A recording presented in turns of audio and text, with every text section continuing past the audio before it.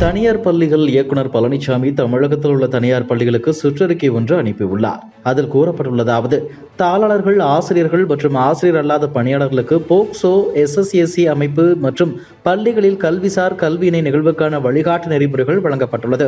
பள்ளி மாணவர்களிடம் ஒழுங்குகேடான முறையில் தவறான நடவடிக்கைகளில் ஈடுபடும் ஆசிரியர்கள் மீது ஒழுங்கு நடவடிக்கை எடுப்பதுடன் தண்டனை வழங்குதல், கட்டாய பணி ஓய்வு, பணி நீக்கம், பணி அரவு மற்றும் அவர்களின் கல்விச் சான்றுகளை ரத்து செய்ய பரிந்துரைத்தல் போன்றவை தெளிவாக குறிப்பிடப்பட்டுள்ளது. பள்ளிகளில் பயிலும் மாணவர்கள் பாதுகாப்பு மற்றும் பாலியல் வன்முறையிலிருந்து பாதுகாத்துக் கொள்ளுதல் தொடர்பாக வழிகாட்டுதல்கள் வழங்கப்பட்டு அனைத்து பள்ளிகளிலும் மாணவர் பாதுகாப்பு ஆலோசனை குழு ஆணையிடப்பட்டுள்ளது. அனைத்து பள்ளிகளுக்கும் மாவட்ட கல்வி அலுவலர்கள் அனுப்பப்பட்டு அறிவுறுத்தப்பட்டுள்ளது. மன் கி பாத் நிகழ்ச்சியில் பேசிய பிரதமர் மோடி, சென்னையில் ஸ்ரீராம் கோபாலன் என்ற பொறியாளர் செயல்படுத்தும் பிரக்ரித் அறிவகம் நூலக திட்டத்தை பாராட்டி பேசினார். இங்குள்ள 3000 புத்தகங்களை குழந்தைகள் படிப்பதாகவும் இதனுடன் நினைவுத்திறன் பயிற்சி, கதை சொல்லல் பயிற்சி உள்ளிட்ட குழந்தைகள் திறனை வளர்க்கப்படுவதாக பாராட்டியிருந்தார். மேலும் சென்னையை சேர்ந்த கூடுகள் அறக்கட்டளை சிட்டுக்குருவியின் எண்ணிக்கையை அதிகரிக்க பள்ளி குழந்தைகளை தங்கள் இயக்கத்தில் கலந்து கொள்ள செய்திருக்கிறார்கள். சிட்டுக்குருவி கூட்டை எவ்வாறு அமைத்துக் கொடுப்பது என்பது தொடர்பான பயிற்சிகளை அளிக்கிறார்கள். கூடுகள் அறக்கட்டளையின் இந்த முயற்சி காரணமாக சிட்டுக்குருவியின் எண்ணிக்கை அதிகரிக்க தொடங்கியது எனவும் பிரதமர் பாராட்டியிருந்தார். இதற்காக பிரதமர் மோடிக்கு தமிழக பாஜக தலைவர் அண்ணாமலை நன்றி தெரிவித்துள்ளார். இது தொடர்பாக அவர் வெளியிட்டுள்ள அறிக்கையில், குழந்தைகள் மத்தியில் புத்தகம் வாசிப்பை ஏற்படுத்துவதற்காக பிரக்ரித் அறிவகம் என்ற திட்டத்தை துவக்கி தன்னலமற்ற சேவையாற்றும் சென்னை சேர்ந்த ஸ்ரீராம் கோபாலனை பாராட்டிய பிரதமர் மோடிக்கு தமிழக மக்கள் சார்பில் நன்றி தெரிவித்துக் கொள்கிறேன். தமிழகத்தில் அழிந்து வரும் சிட்டுக்குருவி இனத்தை மீட்டெடுக்க பள்ளி மாணவருடன் இணைந்து பிரச்சாரத்தில் ஈடுபட்டுள்ள சென்னை சேர்ந்த கூடுகள் அறக்கட்டளைக்கும் பிரதமர் மோடி பாராட்டு தெரிவித்துள்ளார். கடந்த 4 ஆண்டுகளில் கூடுகள் அறக்கட்டளை 10,000 கூடுகளை தயார் செய்து சிட்டுக்குருவிகளின் எண்ணிக்கையை அதிகரித்துள்ளது என அந்த அறிக்கையில் அண்ணாமலை குறிப்பிட்டுள்ளார்.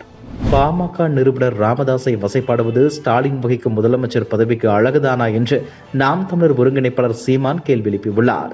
இதுகுறித்து அவர் வெளியிட்டுள்ள அறிக்கையில், திமுக அரசுக்கும் கௌதம் அதானிக்குமான உறவு குறித்து பாமக நிறுவனர் ராமதாஸ் கொடுத்த அறிக்கையை முன்வைத்து செய்தியாளர் எழுப்பிய கேள்விக்கு பதில் சொல்ல முடியாத முதலமைச்சர் ஸ்டாலின் ராமதாஸை அவமதிக்கும் வகையில் பேசியிருப்பது கடும் கண்டனத்துக்குரியது. தமிழகத்தின் முதுபெரும் அரசியல் தலைவரும் சமூக நீதிக்காக பல்வேறு போராட்டங்களை செய்து வருகிற ராமதாஸை சிறுமைப்படுத்தும் வகையிலான முதலமைச்சர் ஸ்டாலினது அலட்சிய பேச்சு அரசியல் அநாகரிகமாகும். முதலமைச்சர் ஸ்டாலினின் திடீர் கோபத்திற்கு காரணம் என்ன? அடிப்படை இல்லாது ஏதாவது கேட்டாரா ராமதாஸ்? அதானி குடும்பம் லஞ்சம் கொடுத்து மாட்டிக்கொண்ட விவகாரத்தில் முதலமைச்சர் ஸ்டாலின் வழக்கத்துக்கு மாறாக பதற்றம் அடைவது ஏன்? இயல்பான கேள்விக்கு இவ்வளவு சீற்றம் எதற்காக?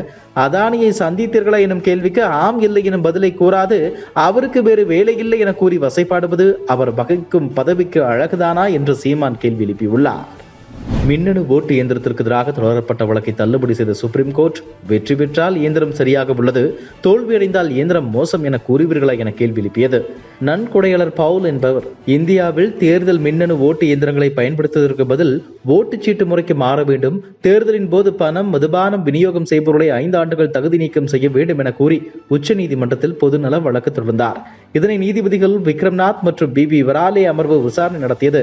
நீங்கள் தேர்தலில் வெற்றி பெற்றால் மின்னணு ஓட்டு இயந்திரம் சரியானது, தோல்வியடைந்தால் மின்னணு ஓட்டு இயந்திரம் மோசம் என்பீர்களா? சந்திரபாபு நாயுடு தோல்வியடைந்த போது இயந்திரம் மோசம் என்று கூறினார். தற்போது ஜெகன்மோகன் ரெட்டி அப்படி சொல்கிறார் என கூறி இந்த மனுவை தள்ளுபடி செய்து உத்தரவிட்டார். சென்னை எழிலகத்தில் ஆய்வுக்கூடத்திற்கு பிறகு அமைச்சர் KKSSR ராமச்சந்திரன் பேசும்போது, நாகப்பட்டினம், திருவாரூர், தஞ்சாவூர், கடலூர், விழுப்புரம் மாவட்ட கலெக்டருடன் அங்கு செய்யப்பட்டுள்ள முன்னெச்சரிக்கை நடவடிக்கைகள் குறித்து முதலமைச்சர் ஸ்டாலின் ஆலோசனை நடத்தினார். அவர்களுக்கு தேவையான ஆலோசனையும் வழங்கியுள்ளார். ஆழ்ந்த காற்றழுத்த தாழ்வு மண்டலம் புயலாக மாறக்கூடும் என நிச்சயமாக இல்லாமல் வாய்ப்பு உள்ளது என வானிலை மையம் கூறியுள்ளது. இதனை எச்சரிக்கையாக எடுத்துக்கொண்டு முன்னெச்சரிக்கை நடவடிக்கைகளை எடுத்து வருகிறோம். சென்னையிலும் வேண்டிய முன்னெச்சரிக்கை நடவடிக்கைகள் சரியான முறையில் எடுத்துள்ளோம். மாவட்ட நிர்வாகம், மாநகராட்சி நிர்வாகங்களை முடுக்கிவிட்டுள்ளோம். முதலமைச்சர் நேரடியாக ஆய்வு செய்து வருகிறார். தொடர்ந்து மழை நிலவரத்தை அரசு கவனித்துக் கொண்டுள்ளது, கண்காணிப்பில் வைத்துள்ளது. மழைநீர் பாயும் வாய்க்கால்களில் தேங்கும் மழைநீரை வெளியேற்ற மாநகராட்சி நடவடிக்கை எடுத்துள்ளது. பொதுமக்களுக்கு சிரமம் இல்லாத சூழ்நிலையை அரசு உருவாக்கும் என கூறினார். கடந்த 2023ஆம் ஆண்டு செப்டம்பரில் விழுப்புரம் கோழியனூரில் அதிமுக கண்டன கூட்டம் நடைபெற்றது. இந்த கூட்டத்தில் முதலமைச்சர் பற்றி முன்னாள் அமைச்சர் CV சண்முகம் அவதூறாகவும் தரக்குறைவாகவும் பேசினார். இதையடுத்து CV சண்முகத்திற்கு எதிராக விழுப்புரம் கோர்ட்டில் அவதூறு வழக்கு தொடரப்பட்டது. இந்த வழக்கை ரத்து செய்யுமாறு சென்னை ஹைகோர்ட்டில் CV சண்முகம் தரப்பில் மனு ஒன்று தாக்கல் செய்யப்பட்டது. விமர்சிக்கும் போது கண்ணியம், மரியாதை ஆகியவற்றை பின்பற்ற வேண்டும் என்று அதிமுக மாஜி அமைச்சர் CV சண்முகத்திற்கு சென்னை ஹைகோர்ட் அறிவுரை வழங்கியிருந்தது. வழக்கை ரத்து செய்ய ஹைகோர்ட் மறுப்பு தெரிவித்துவிட்டது. இந்த உத்தரவுக்கு எதிராக CV சண்முகம் சுப்ரீம் சுப்ரீம் கோர்ட்டில் மேல்முறையீடு செய்தார். நான் நேரடியாக முதலமைச்சரை விமர்சிக்கவில்லை, தமிழக அரசை மட்டுமே விமர்சித்துள்ளேன். அதில் தவறொன்றுமில்லை.